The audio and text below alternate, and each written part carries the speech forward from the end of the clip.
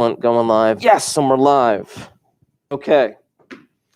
First, I don't know exactly what the weather's going to be tonight into tomorrow, but from what I can see, it's pretty much going to be nothing but rain. But as a reminder to you all, in the event that the school's like, hey guys, inclement weather, and I believe you have received the same message as well, that even though the school might be shut down for inclement weather, that you're still going to be like learning or something. You still have to log on to Google Classroom. Did you guys all get that message? Some people have, some people haven't. Yeah. Just about the general idea that even if we're shut down school-wide, we'd still teachers are still obligated to do stuff, whatever. Anyway, just giving you the heads up. That doesn't affect you for tomorrow for me, because obviously I'll have you again on Friday. But just wanted to give you the heads up there. So I have you today, I have you Friday, and then I have you Tuesday. Remind me, what are we doing Tuesday? Say it again. Benchmarks. Yes, benchmarks on Tuesday. So pretty much today and Friday are going to be the last two main lessons that you're going to get for the calendar year of 2020. Then we will have benchmarks. Then we will come back in January. And then we will have 3 weeks until midterms. And we'll get into that. It's going to be phenomenal, mainly for me. In terms of COVID, you guys heard the announcement from Southern, but they used one key word. There's one key word in the announcement that Southern put out, that they were going virtually for how long? Do you know what the word was? Indefinitely. That's the phrasing that they put out. Southern will be going virtually indefinitely, meaning we don't have an end date for how long we're going virtual. That'll be fun. Meanwhile, here we are still doing our thing. But we'll see what happens. We'll see what happens. Anyway, for the sake of argument, ladies and gentlemen, let's get started. I'm going to need, if you do not already have them out, I'm going to need those notebooks out and open. Oh, fun. I have been working towards finalizing progress reports. Just as a heads up, progress reports are due this Friday. And if there are any updates to be made, I have to submit that before Friday. Otherwise, emails will be sent out in the next couple of days. But we'll get that thing done. Move that over here. There we go. Duplicate the screen. Chapow. I know, right? These are my sound effects. Huh. I figured for those that are still online, it's like they can't see me most of the time, so they can't see it when I do like a perfect backflip off the desk, right? They can't see it. And you did that at least 3 times. At least, and it's just, come on, dude. But they can't see it when I don't know. At least they can hear me. That's all that matters. So, as for today, I have something very important to show you. Of course, every day is very important, but today is no different. I have something very important to show you. I want to get into the concept. I started a little bit of it last time, but today is really the main day. Function operations.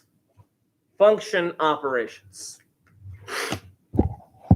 I don't know how old you were when you first learned the concepts of addition and subtraction. My son is starting to get into subtraction now. He's in 1st grade. I honestly don't know. What grade were y'all in when you did multiplication for the first time? 3rd grade? Middle elementary school, maybe? Yeah. What about division? What grade? How old were you when you did division? Okay. I'm sorry. Probably tape. I don't have any backup masks, unfortunately. You know, they probably should have provided teachers with that, right? But no, that just makes sense. Here, catch, ready? Chaha. The nurse's office does too, but I'm just saying, like, hey, provide each teacher with a box of masks. I know, right? So would going virtually. Everyone hold your breath. Several people did. Anyway, my mask, my wife has made all of my masks for me. She's sewed at least like 15 masks for everyone in the family. I gotcha. Anyway, back to me. Elementary school, you learned addition, subtraction, multiplication, division. I don't know how old you are when you did division, doesn't matter. But your teacher lied to you. Your teacher said, oh, there's 4 major operations. Lies. There's 5. There is a 5th major operation. Addition, subtraction, multiplication, division. Those are the 4 major operations. But your teacher lied to you because there is a 5th. There's a 5th. You've never heard of it before, but I'm about to shed light on this subject. It's a really messed up operation, too. There is application for this operation, but I'm going to get there when we get there. First, I need to review with you the basics of what you need to do in my class in regards to addition, subtraction, multiplication, and division. And then after that, I will reveal to you the 5th operation. Muhahaha. Evil laugh, evil laugh, evil laugh. So let's just start with this. Let's just say that I defined 2 functions as such. Let's just say that I defined f of x to be 2x squared and g of x to be x plus 1. This is perfectly acceptable. I'm going to move this over for those in the chat because it's a little bit on the glare side. Hopefully that fixed it. But you got 2x squared and x plus 1. And then once these are defined, once f of x is programmed to do 2x squared, and once g of x is programmed to do x plus 1, you may be asked to do any number of things in order to simplify this stuff down based on the 4 major operations. Now, something very straightforward and simple, maybe something like this, where I say, okay, find f of x plus g of x. It's like, okay, find f of x plus g of x. Well, Ms. Frankie, what exactly is it that you want us to do? Well, I want you to add those 2 functions together and then simplify if you can. Okay, add those 2 functions together? Yeah. All right. Well, I was taught in algebra. I don't know what grade you were in, actually. It might have been Algebra 1. It might have been a different class. But you were taught the phrase combine like terms. Combine like terms. What has to be true in order to be like terms? What has to be true in order to be like terms? Same base. And what? Say again? No, not necessarily square root. But in order for 2 things to be like terms, they have to have the same base and something else in common. Variable? Well, the variable is the base in most cases. Yeah. For example, right here, this x is the variable and the base of the problem. They have to have the same exponent. They have to have the same exponent. Square root technically is a form of an exponent, but we'll come back to that. So, okay, I have to add these all together. All right, 2x squared plus x plus 1. What? I guess I'm done. Yay, we did it.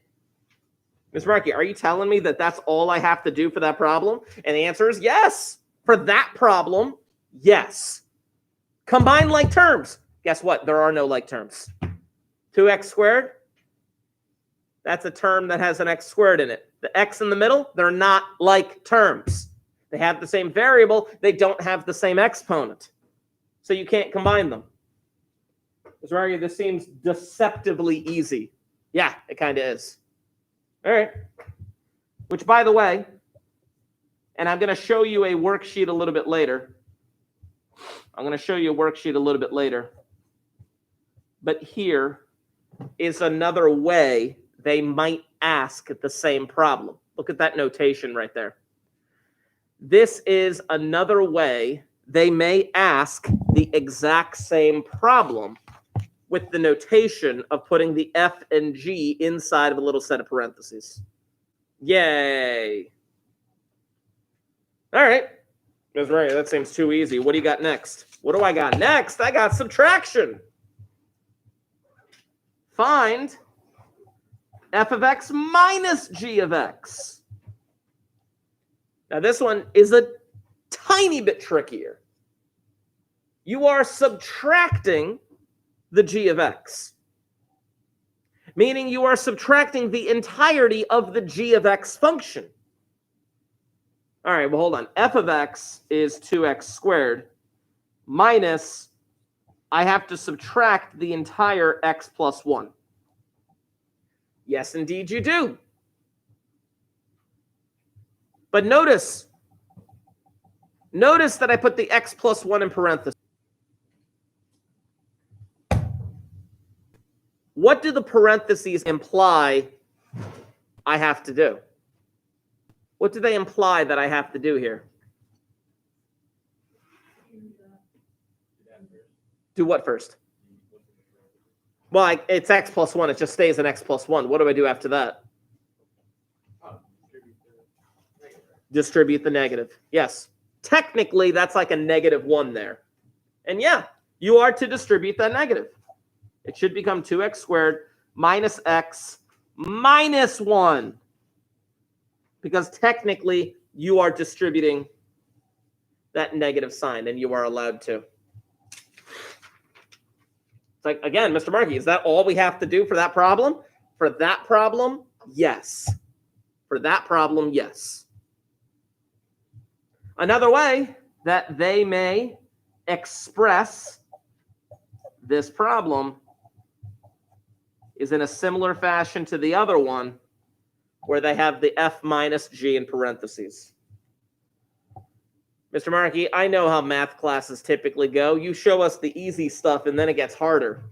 Well, yeah, that's what it's supposed to do. Why are you surprised? It's going to get a tiny bit harder, but not terribly. But that's what it would be if you subtracted the two. All right. Multiplication. Together. And I have other examples that I would like to do with you, but we'll get there. All right, I got to multiply this junk together. All right, well, first let me set it up. F of x times g of x. Okay, I wrote it out like that. You have to simplify. If you can simplify, you should simplify.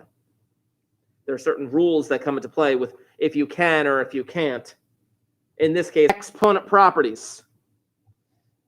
Exponent properties. When I distribute this 2x squared, what the heck happens when I do 2x squared times x? What does it become? There's a certain thought that I put out on Monday. It will be 2x cubed. There is a certain thought that I put out on Monday, which was that if you are multiplying or dividing, exponents tend to change. Let me repeat that. If you are multiplying or dividing, exponents tend to change. But if you are adding or subtracting, like we did in the first two examples, exponents tend to stay the same. In this case, as you just said, it becomes 2x cubed because there is a 1 there on that first x. And you add the exponents together. 2x, you're also distributing it to the 1. 2x squared. Yay! We did it. Good job, crew. No? All right, whatever. Again, the alternate notation that you may see is something like this.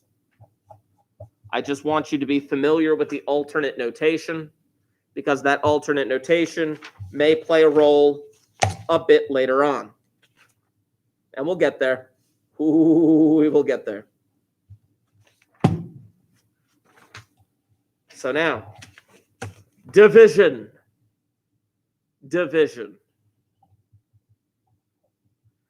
I may ask you to find the value of f of x divided by g of x.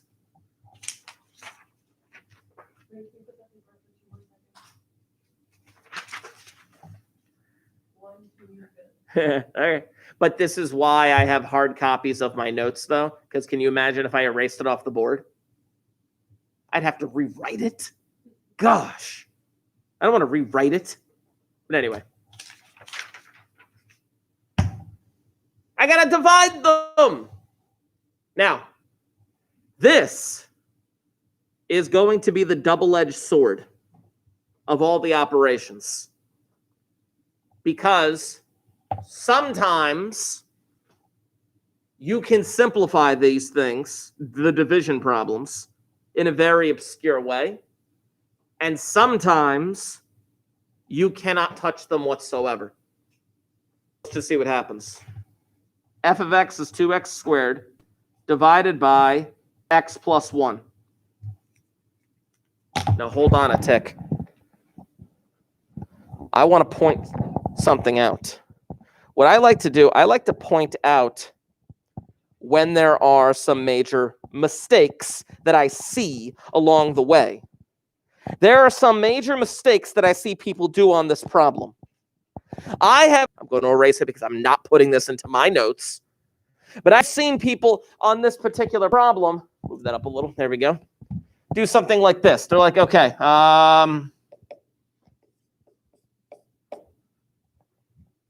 did it. That's completely wrong. That is completely, utterly wrong. Say again? I took it out or I canceled it out, right? I looked at the x on the bottom and I looked at the x on the top and I'm like, got it. It'll cancel one of the x's out on top and it'll cancel the other x on bottom. No, you can't do that. You are not allowed to. That is a sick bird. Illegal. There you go. It's illegal. You can't do it. See, the reason why you can't do it is because of this. You guys have been writing fractions since way into elementary school. You've been writing fractions. But what may never have dawned upon you is the fact that there are parentheses around the top and bottom of that fraction. And according comes first, parentheses or division? Parentheses. See, the thing is, you have been taught something along these lines.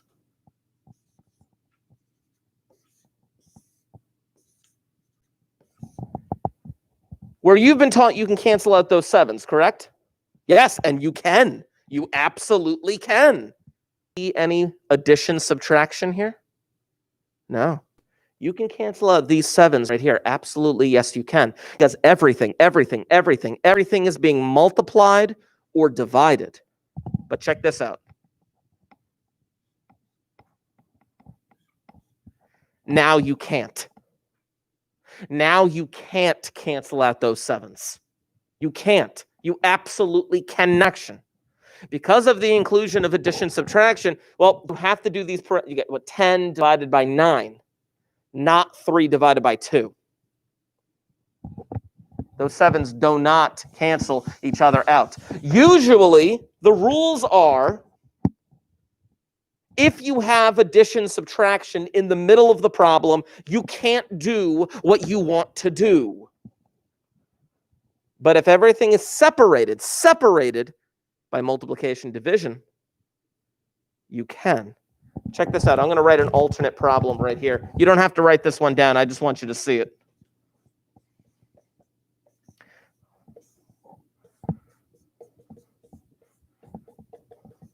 Look at this, look at this, look at this, look at this, look at this, look at this. Look at this. Yes, there's addition. This x plus 7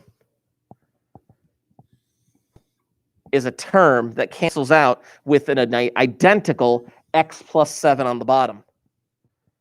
And they were all being separated by multiplication division. This is a weird process.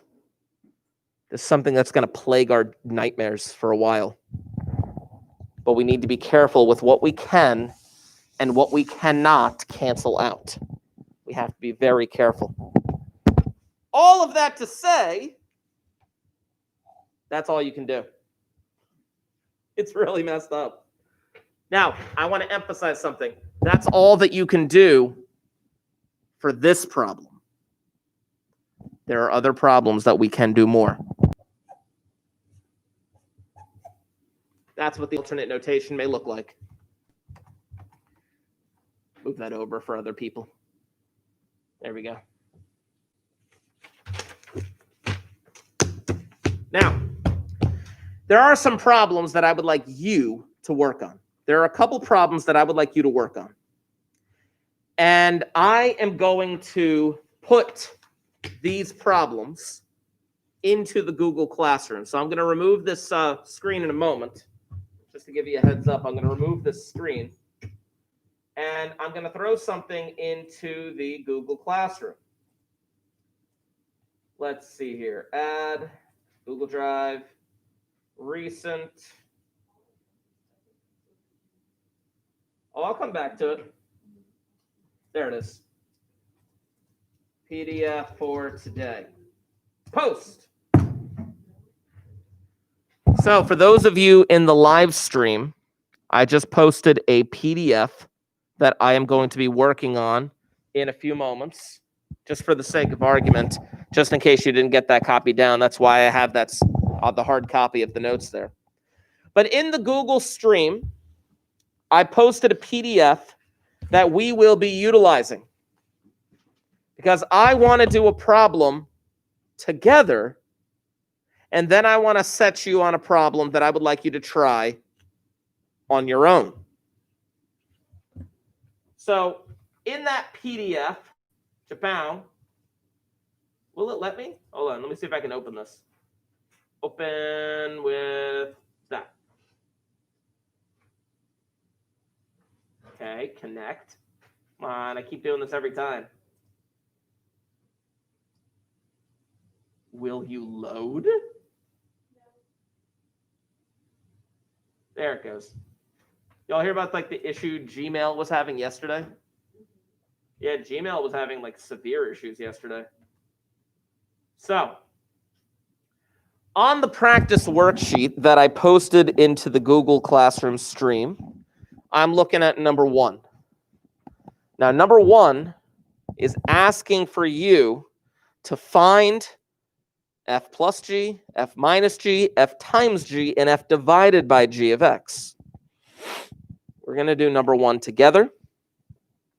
And then I'm going to give you an opportunity to try number 3 on your own before I introduce the 5th operation. So I'm looking at number 1. We're going to do this one together. Now, with number 1, I'm going to write this on a separate sheet of paper. And I would suggest that you do the same as well.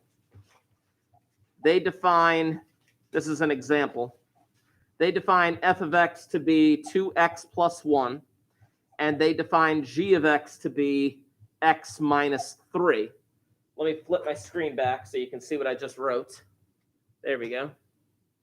That's all that we need. And now they want us to perform the 4 major operations. They want us to add them, they want us to subtract them, they want us to multiply them, and they want us to divide them. All right. First, let's add them. The 3 magic words. Combine like terms. If I'm going to add those 2 functions together, well, 2x and x are like terms. Positive 1 and negative 3 are like terms. Done. That's all they really want me to do there. That is all that they want me to do. All right, that's weird. Let's go to subtraction.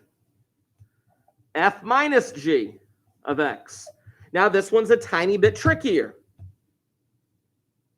because you have to subtract them in that order. You guys remember the, I don't know if you ever learned this, but did you ever learn the phrase the commutative property?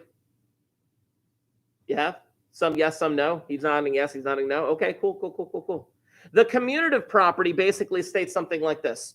5 plus 2 is the same as 2 plus 5. Did the statement is what I said true? Yeah. 2 plus 5 is 5 plus 2. Yes. But it doesn't apply to subtraction. 5 minus 2 is not the same as 2 minus 5.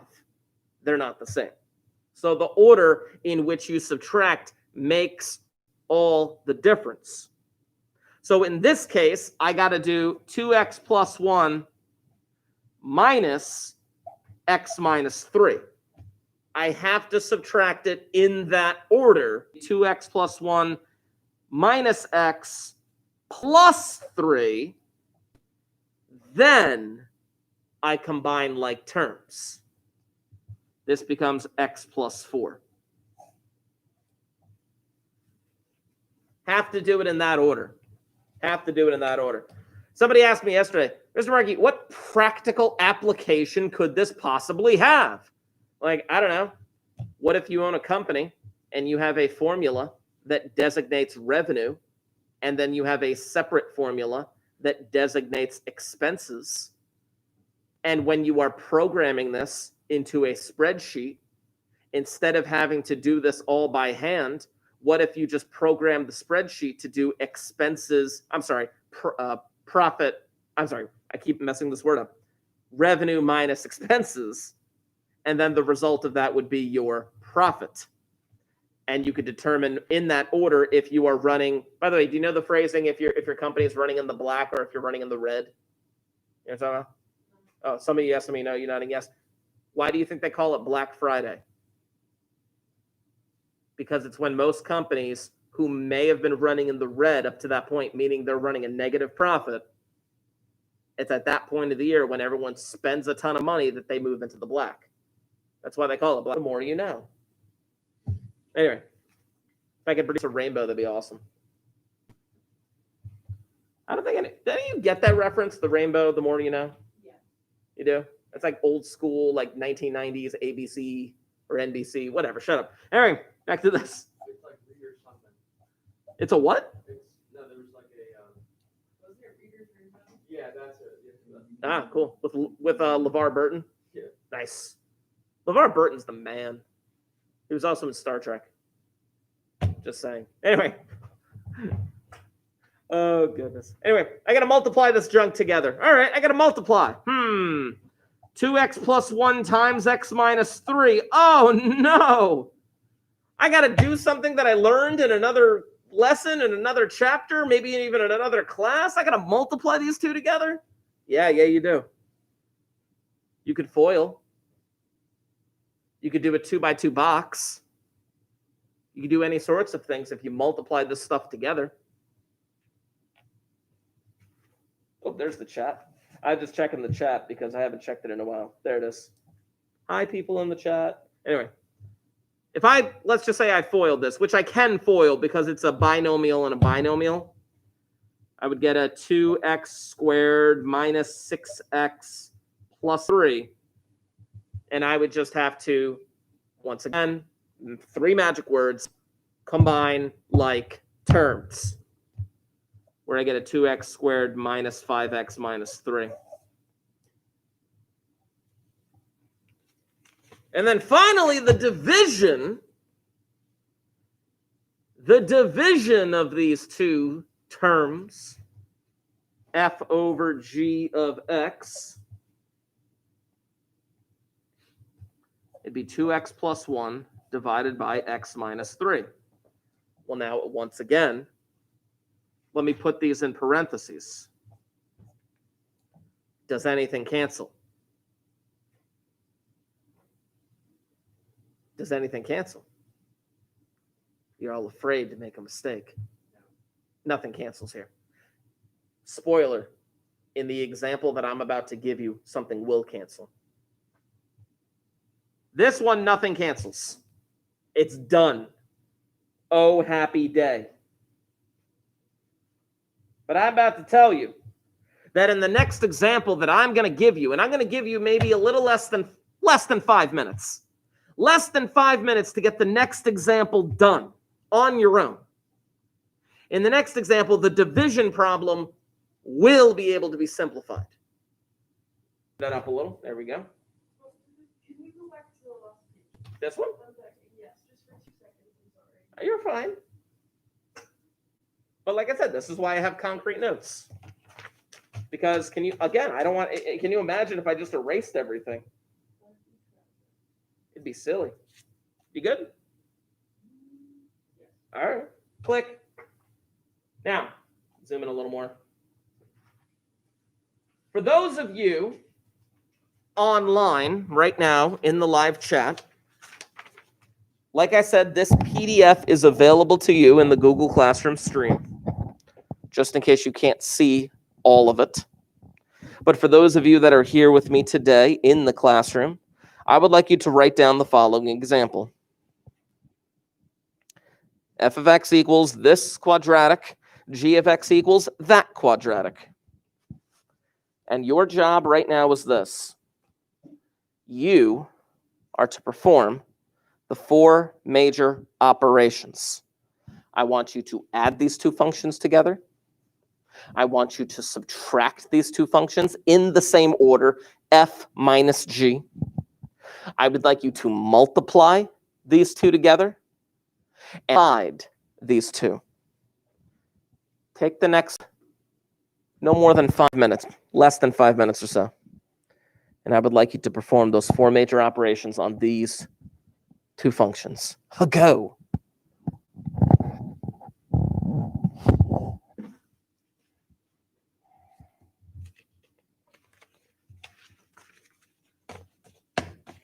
You may run into a little bit of a roadblock, but that's okay. You can handle it.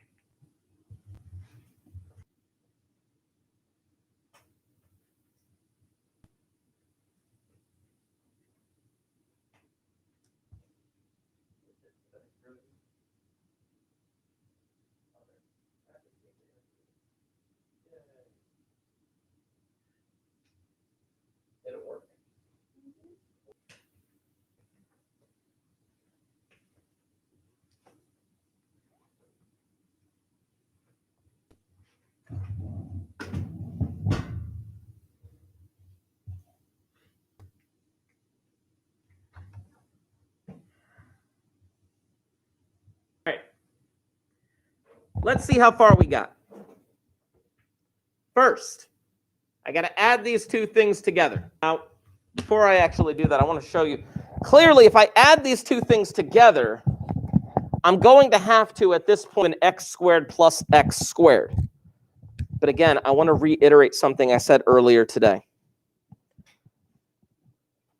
When you multiply or divide, the exponents tend to change. When you add plus 1x squared, I got to tell you, I have seen multiple answers from people over the years. I have seen people give me x to the fourth. I have seen people give me 2x squared. I have seen people give me 2x to the fourth. I have seen multiple array of answers when you add 1x squared plus 1x. Which one is it supposed to be? Should be the 2x squared.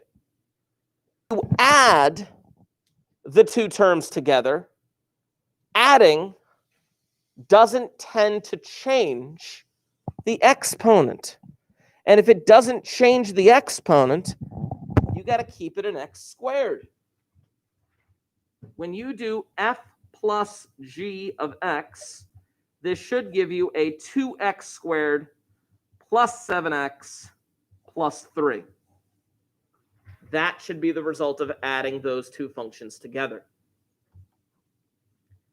Then, when you subtract the two functions, when you subtract them, you got to realize that those x squareds, when you subtract them, they cancel each other out. This really should be, well, where you subtract x squared and add 9, because you're subtracting both of those terms. If you did it correctly, the final answer should have been 7x plus 21.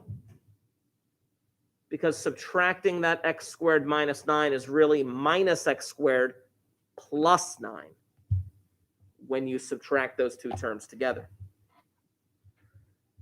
Multiplying is a bit of a chore because FOIL doesn't work. FOIL doesn't work. When you multiply these two, FOIL doesn't work. FOIL doesn't work. When you multiply these two terms, trinomial and a binomial, you can't use FOIL here. Some people have their own version of distribution. Me, personally, I would do this. I make a 2x3 box. And across the top, I'd put x squared, 7x, and 12. And across the side, I'd put x squared and negative 9. I would fill out the box and then combine like terms.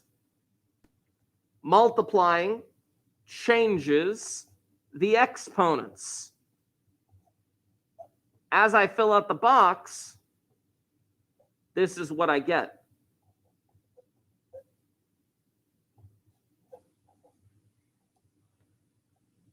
Multiplying tends to change the exponents. And then once again, it's the 3 magic words. Combine like terms. From within the box, I'm going to get x to the 4th plus 7x cubed. Hey, there's a couple of x squared, so I got to combine them. 63x minus 108.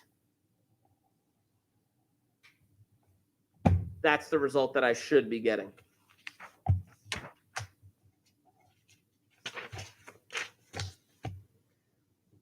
Then we cross division, where I got to divide these two things. But, as I've stated before, you can't just cancel out things top and bottom like, oh, x squared and x squared. Sorry, can't do it. You can't just kill out the x squareds. They're parentheses. around the top and the bottom. The only way that you're going to cancel stuff out is if you're canceling out a set of parentheses with another set of parentheses. But what's on the inside has to match. These do not match until you factor them. I didn't talk about, but I did say that there was something that you could simplify here. You factored the top of the fraction would become this. And the bottom of the fraction would become this. The reason why this is so stinking important to be able to factor this properly is that the term x plus 1 is separated from the other term x plus 1 by nothing more than multiplication and division. Oh, Mr. Markey, there's like a plus and minus in between. I understand that. But I need you to think of this x plus 1 as an actual individual term. This x plus 1 on top is only separated from the other x plus 1 on bottom by division multiplication. Thus, I am allowed to do this, leaving me with x plus 4 over x minus 3, which is all I can do. That is all I can do. That's it. Finito. Wunderbar. We will get practice with that.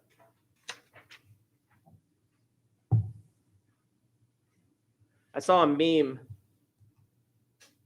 on the internet yesterday, like in a history class. And in that paper, the student referenced in the late 1900s. And it took the teacher a few minutes to realize what the student was referring to when he said the late 1900s. He was referring to the generation that teacher grew up in. It's pretty funny. I'm just saying. All right, back to this. Here's the fifth operation. There's no point to that story. I just felt like sharing it. The fifth operation is something called composition. Composing. Compost. Whatever. Composition. Composition is plugging one equation into another. This is the concept behind composition. It's really weird. Now, for the sake of argument, I'm going to go back to the first example off of that worksheet. The first example off of that worksheet. Come on, pages, don't fail me now. Was a 2x plus 1 and an x minus 3.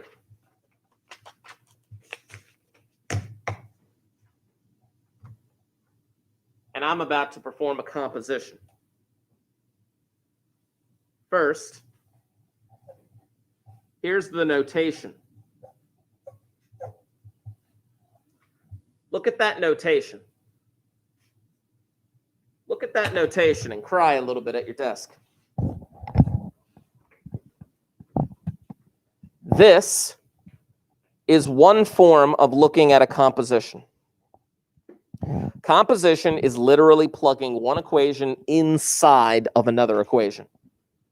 It's taking one equation and probably against its will, forcing it inside of the other function. Look at this g of x. It is completely inside of the f of x function.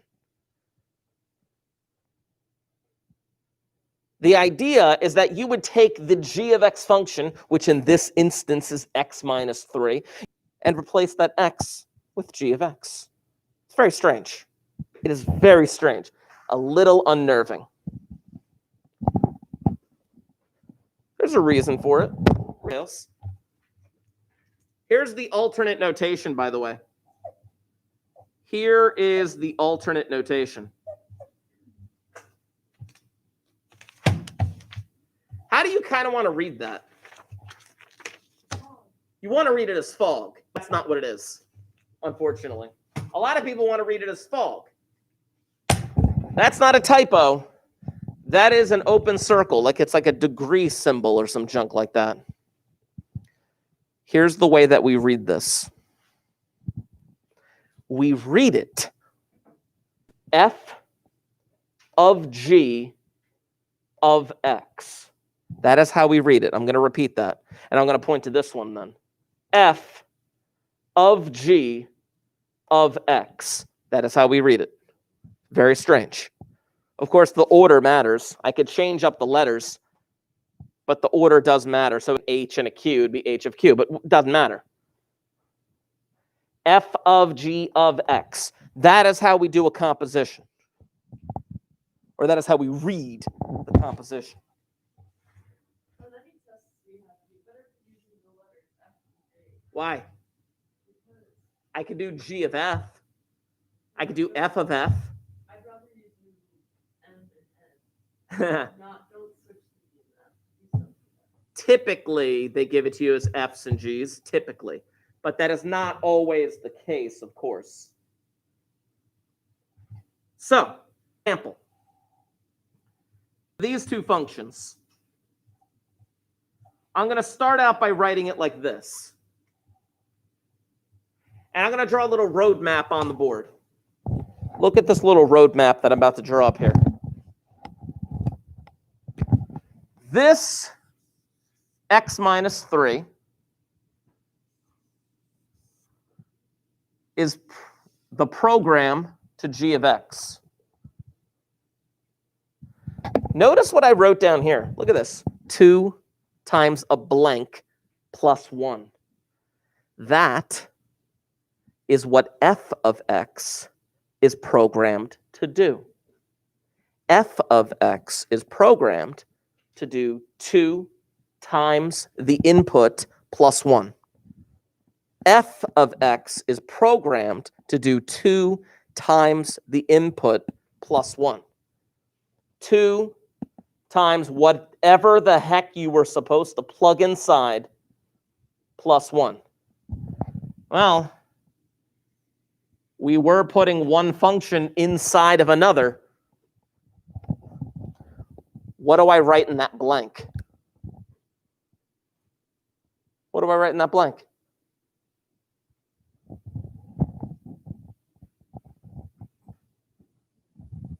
F of x is the outer function. What's the inner function? Yeah? Not x parentheses negative 3. Just x minus 3. See, the thing is, that's what g of x is programmed to do. G of x is programmed. That is what it's programmed to do. It's so messed up. I'm going to erase those red lines in a moment. Wait, that makes sense. So you're literally doing that. So you're literally, no, it makes sense. Say it anyway. Say it anyway. Go ahead. You literally are just plugging in the effect into that, the rest is X. If that makes sense. Compositions plugging one equation inside of another. You made it. I apologize. I elongated the explanation to kind of allow the visualization to happen. I need... No. That's why I wanted you to say it anyway. Because sometimes stating it in a slightly different way is helpful for other people. Especially if it's just coming out of my... It's like... Psh. It's so weird. It's literally... Watch. You guys ever play Pac-Man back in the day? Right? It's like you have like the Pac-Man, and he gets like the super pellet, and he can eat the ghosts or whatever it's called. Even if they're ghosts, how are they dead again? Whatever, doesn't matter. And he literally consumes the other function. F of x consumed the g of x, and now it's digesting it. The g of x function goes inside of the f of x, and now digesting it is simplifying it. Math is strange and deadly. Also, it makes us cry. To simplify this chunk out, it would be, I'm going to distribute.